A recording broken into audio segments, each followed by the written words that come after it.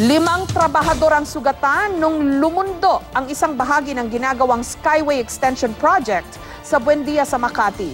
2 sasakyan din ang napinsala. Iniimbestigahan na ang sanhi ng insidente na nagdulot din ng matinding traffic. May report si Susan Enriquez. Gamit ang acetylene, isa-isang pinuputol ng mga trabahador ang mga bakal na lumundo sa ginagawang coping beam ng Skyway Extension sa Buendia, Makati City. Kung kailan pa naman rush hour, pasado alas 9 kaninang umaga, napilitang isara ang bahagi ng South Superhighway sa Makati. Lumundo kasi ang ginagawang rebar cage na itinatayong Skyway Stage 3 sa kanto ng Osmeña at Buendia. Makikita ito sa kuha ng isang used scooper.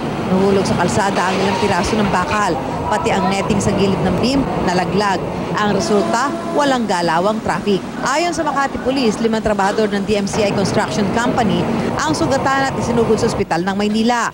2 sasakyan din ang napinsala. Habang sarado ang magkabilang linya ng highway, pinutol na ang mga nakausling bakal at gumamit na rin ng heavy equipment para ayusin ang biga. May portions kami na puputulin ng mga rebars. Sakripisyo natin yun para mabuksan kahit na alinman sa lane dito. Ayon sa DMCI, iniimbestigahan na ng kanilang safety and technical personnel ang naging sanhi ng insidente. Humingi rin sila ng paumanhin sa publiko sa aberyang idinulot nito. Pasado alas 3 na ng hapon binuksan sa traffic ang Buendia flyover. Pero ang service road sarado pa rin. Hindi pa kasi tapos ang pagputol sa mga bakal ng rebar cage. Ito ay ilang araw lang kung sakasali magkaroon ng delay dahil uulitin lang uli yung procedure. Hindi nga kami makasakay dahil sa tindi ng traffic eh. Sobrang traffic po. Parang 3 hours ako sa bus, sa loob ng bus kanina. So naglakad po ako from South Expressway hanggang sa may Magallanes po. DMCI din ang contractor sa NAIA Expressway na nagkaaberya noong March 2015. Bumagsak ang girder launcher ng DMCI.